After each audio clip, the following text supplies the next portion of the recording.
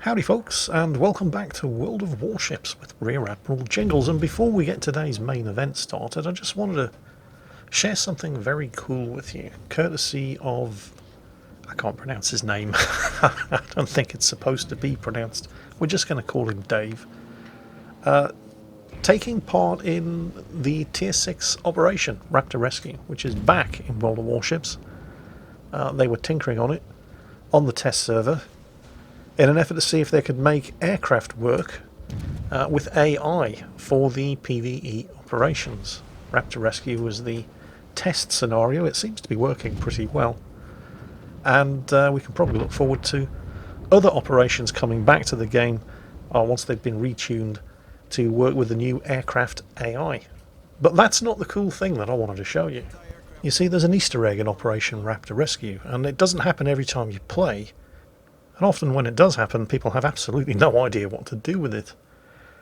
And I am, of course, talking about the toy cartoon boat that appears on the far side of the exit circle right before the mission is due to end. There it is. Can you see it? Sailing between those two islands, just outside of the map border. It's Captain Bad Advice's boat. There it is. It's great. Now, you can shoot at it and you can hit it, but it has no effect. On the other hand, if you do manage to hit it with a torpedo, you can unlock what is possibly one of the most rare achievements in the game. And that's easier said than done because you can't lock onto it as a target, so you have to manually aim the torpedoes. But if you do score a torpedo hit, hey, there it is. The insert coin achievement. And no, I had never heard of it either. I mean, I was aware that there was an achievement for doing this, but I've never seen anybody do it. I've had a few goes myself, but I've never been successful. Dave here's done it, however, and he's got the screenshot as proof, even if his name isn't actually Dave. And now, on with today's main event. This, in the Japanese Tier 4 premium battleship, the Ishizushi, is Willy 55 1955. And no, this is not ranked, this is not ranked sprint. Yes, there are only 6 players per team. This is what you get on the North American server when you're playing at, I presume, 2 o'clock in the morning on a school night. And I do like to feature lower tier games from World of Warships and World of Tanks every now and then, because the majority of people playing these games are playing at tiers 4, 5 and 6. Most of the people watching this video, if you are a World of Warships player, are probably playing the game at this kind of level. Although a YouTube audience isn't exactly the same thing as a regular game demographic. Just the very fact that you've even bothered yourself to go as far as getting onto YouTube and finding out more about the game indicates that you're probably slightly more invested in doing well in the game than a strictly casual player. And so you've probably progressed a little further. But even so, even if you're not still playing at this level, we've all been here. The only problem that I've experienced showing gameplay at these kind of levels is that it tends to be a bit of a train wreck. and that can be entertaining, but you rarely learn much from it. And what I don't want to do is just, look at all the noobs making mistakes and laugh at them because they don't know how to play the game yet. Because of course they don't know how to play the game yet. When you get to tier 10 and you're still making these kind of mistakes, you've got no excuse and you deserve to be laughed at. So what we're not going to be doing here is pointing and laughing at people who sail the same course and speed when they're within 4 kilometers of a destroyer, because it's not their fault. They haven't figured out how dangerous torpedoes are yet. But we are going to be pointing and laughing at people like that Clemson over there. And not because he's not using his guns on the Isikaze and is trying to out-torpedo him, and not because he was going too fast to stay inside his smokescreen. Those are newbie mistakes. He shouldn't really be expected to understand how all of that works just yet. That's not why I'm pointing and laughing at him. I'm pointing and laughing at him because Willy quite clearly said at the beginning of this match, guys, we all need to stick together if we are going to have a hope of winning this one. And they all just ran off. And died one by one. Anyway, you were told, you didn't listen, and now 2 of the team are dead. Now, there's nothing good about losing 2 members of your team in the first couple of minutes of a match, unless of course they're both team killers and they team kill each other, in which case, hooray, natural selection at work. But they weren't team killers, they were just idiots. They were given good advice, they didn't listen to it, they died. You might argue that that's a good thing. In fact, you could probably make a strong case that the overall average IQ of the team has probably gone up a few points with the death of those two destroyers. But it's still the death of two destroyers, and it's exactly twice as bad as it would be in a normal random battle, because there are only 6 members of the team to begin with. So this is the equivalent of losing 2/5 of your team in the first 2 minutes in any other battle. Oh wait, no, I stand corrected. It's not often I'm right, but I'm wrong again. They've just lost a cruiser as well. They've lost half of their team in the first few minutes of this match. Stick together, they were told. Screw you, you're not my real dad, they said. And they all just scattered in multiple different directions and died one after the other very, very quickly. And if Willie doesn't haul ass, he's going to be next. Luckily, the Ishizushi is fairly unique in lower tier battleships by being pretty damn quick. And he has the high explosive loaded because, well, he saw that coming a mile away. Now the G101 would be a problem if you tried to dogfight him, and Willie clearly isn't doing that. He's keeping the distance. He can't get out of torpedo range. The G101's torpedoes, depending on which torpedoes it has, actually have fairly good range, either 6 or 7 kilometers, but they're really slow. Again, depending on which torpedoes he has fitted, they have a speed of either 49 or 52 knots. There are ships in the game that go faster than that. So, providing he can keep him behind him, these slow-arsed torpedoes to begin with have the extra challenge of having to catch up to a relatively fast-moving battleship. And the Ishizushi does have a lot of guns, 10 of them in fact, and it's really only a matter of time before he scores his team's first kill. But he is still being pursued, and there are probably also some G101 torpedoes still in the water, but they're so incredibly slow it's going to take a while for them to show up. So the Miyogi is chasing after him, and that's not great. It's also a Tier 4 battleship, and I believe it is the most accurate Tier 4 battleship in the game. Yep, there are the G101 torpedoes. The Miyogi is not alone, however. There's an Isakaze with him, and the Isakaze has given his position away by firing, and then immediately deploys a smokescreen. And yet he appears to be going too fast to actually take advantage of the cover afforded by the very smokescreen that he's just deployed. And I'm not going to point and laugh at him because of this. I'm not going to laugh at the guy who fired a single 120mm gun at a top-tier battleship and gave his position away when he could have gotten close enough to launch a stealth torpedo attack. I'm not going to laugh at the guy who doesn't quite yet understand the relationship between speed and smoke concealment. He's playing a Tier 4 ship. It would be unreasonable to expect him to know all of this just yet. There'll be plenty of time for him to learn how things work in the future. Plus, he is actually working from a bit of a disadvantage here. Yes, technically the Isakaze has a surface detection range of 6.12 kilometers. More, of course, if you've got a 10-point captain, which I don't believe that guy has. Or rather less if you have a 10-point captain, which I don't believe that guy has. And it has 7-kilometer range torpedoes. So yes, technically it can stealth torpedo. So while you could argue that firing that single bow-mounted 120mm pop gun didn't really do anything other than give his position away and deny him the opportunity to get off a stealth torpedo attack.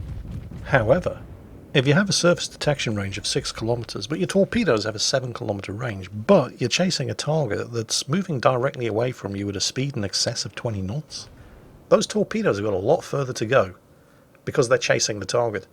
So he's not in a position where he can actually stealth launch his torpedoes. He has to get to well inside surface detection range in order to get close enough for those torpedoes to still have sufficient steam to actually reach the target. And since Willie wasn't actually targeting him anyway, he didn't really lose anything by giving his position away and using his guns, since they were the only thing that could hit him at the time. Of course, Willie is actually targeting him now, which of course means that he has to broadside the Miyogi, and the Miyogi, well, isn't targeting him, so it doesn't matter if he broadsides the Miyogi, most accurate Tier 4 battleship guns or not. Unfortunately, that's the only good news that we have at the moment, because they're now down to 2 against 5. They've just lost the G101, who presumably thought, well, we've lost far too many ships now, the only way we're going to win this is by capping out, and so he attempted to cap. Can't really criticise his decision-making process. It wasn't a terrible idea, unfortunately, it didn't work. He's been chased down and killed. But that is when the other surviving ship on the team, the Tier 3 Bellerophon, manages to put the Miyogi down, and that's incredibly bad news for the Isakaze, because now he's got 2 battleships shooting at him and he's still engaged in the stern chase. At this point, the Isakaze only really has 2 smart choices. One, just get the hell out of there. Stop shooting, take advantage of your superior speed and stealth, and just get the hell out of there. Go and find the rest of your team, and come back with more firepower. A better thing to do would be to just stop shooting. Stay outside of detection range, and keep these two surviving enemy battleships spotted. But I wouldn't expect him to do either of those things, because he's just a tier 4 player. And this is how you learn. You try things, they don't work, hopefully you understand why it didn't work, and then you either don't try to do that same thing again, or you do, just you modify it slightly and try something just a little different. Of course, if you don't learn from your mistakes and you're still dying like that at tier 8, 9 and 10, well, you deserve all the ridicule you get. So it's 2 battleships, although the Bellerophon is very heavily damaged, against 1 battleship. It's the Turenne, it's only a tier 3. 1 cruiser, the Charleston, which may only be a tier 3, but it's basically a premium version of the St. Louis, and nobody says it's only a St. Louis. It's a very dangerous cruiser. And a Wix, a tier 3 destroyer. Now, if this was not a tier 4 battle, what you'd expect to be seeing, I mean, you'd expect it, but you'd probably still be disappointed anyway. If this was a higher tier battle, you would expect to not see the Wix, because he would be spotting these 2 battleships, primarily for the cruiser, which, even though it is a Charleston, effectively a premium St. Louis and quite a tough armoured cruiser, it's still just a cruiser. You would expect the cruiser to be taking advantage of solid concealment, sitting behind an island, raining down 152mm high explosive on the superstructures of these 2 battleships, spotted for them by the Wix, while the Turenne does the tanky thing. But of course, that's not what happens, is it? The Wix charges into the Bellerophon, pops his smoke, but he's even got his engine boost running, so there's no way he's going to stay inside that smoke screen. Charging into suicide range, and getting himself killed in order to get torpedoes away against a target that's going to die to gunfire anyway. And yes, I am having a good laugh at his expense. Because it's funny. But I'm not saying he's stupid. He's a tier 3 destroyer player. He probably just doesn't know any better. No, it's stupid if you're still doing it at tier 8, 9 and 10. Well, anyway, the Bellerophon, as advertised, went down to gunfire from the Turenne, which leaves Willie 55 here alone against a pretty much full health Charleston, although it is just tier 3, but, well, it's a premium St. Louis, so there's no just about it. And of course the Turenne, and I didn't see how much health the Turenne had left, but I'm assuming most of it. The good news, neither of those 2 ships have torpedoes. So that's one thing at least that Willie doesn't have to worry about. Now, if that Charleston is still sailing the same course and speed, he should be popping out the other side of that island very, very soon. So Willie has loaded the armour piercing, just in case the guy is about to give a perfect broadside to shoot at. On the other hand, maybe he's inside that smokescreen, which wouldn't be terrible news either, because he wouldn't be able to see out of the smokescreen. And I think that might be what the Charleston had planned, but it's kind of slow. And he didn't quite make it in time. And then, of course, he fires his guns anyway, which completely negates the concealment afforded by the smokescreen. And that, unfortunately, is just fairly typical. I mean, he came around the corner, shotgun loaded for bear, pumped a full salvo of armour piercing into an almost flat broadside, and, well, the Charleston/St. Louis just seems to shrug it off. That's just the way those ships are. They are incredibly tough for cruisers. So now he has a bit of a problem, because the Charleston didn't disintegrate as expected when it came sailing around a corner, broadside on, in front of all 10 of a battleship's main caliber guns. And the Turenne is also over there, and the Turenne's guns are a lot more, theoretically a lot more dangerous, at least, than the Charleston. The Charleston can do a lot of high explosive damage, but the Turenne, if he's got the broadside to shoot at, can end you in one salvo if he's lucky. So he angles towards the Turenne. He's given broadside to the Charleston, and also continuing to shoot at the Charleston, because he only has to get lucky once when shooting at the Charleston, and the Charleston has to get lucky every time he gets shot at by the Isuzushi, and the Charleston's luck just run out. That just leaves the Turenne. And again, we're faced with a situation where if it had taken place in a higher tier battle, would be the height of idiocy. The Terran has everything to lose by going for a ram, and he's going for it anyway. Not only does he have the most health, and is angled against Willie's guns, so was actually in a position to win a gunfight, and Willie, acting on instinct, narrowly manages to avoid the ram, when in fact taking the ram would have won the game. Because what happens when the match ends because all ships have been sunk? The victory goes to the team with the most points. Yeah, that's what I thought. So the Terran almost manages to throw the match by ramming, and then when he fails to do that, when Willie cheats him out of the ram at the last second, he exposes so much broadside, while at the same time ending up with most of his guns pointing in the wrong direction, that he totally gives away his health advantage, as Willie takes off something like 70% of his health in one salvo. And if not for that disastrous failed ram, he probably would have won. But he didn't. So I'm having a pretty good laugh at his expense. Not because he's stupid, but because he just didn't know any better. And hopefully, as a result of this battle, he's learned a thing or two. And that's it for today. I hope you enjoyed it. I hope you were amused by it. And as always, take care.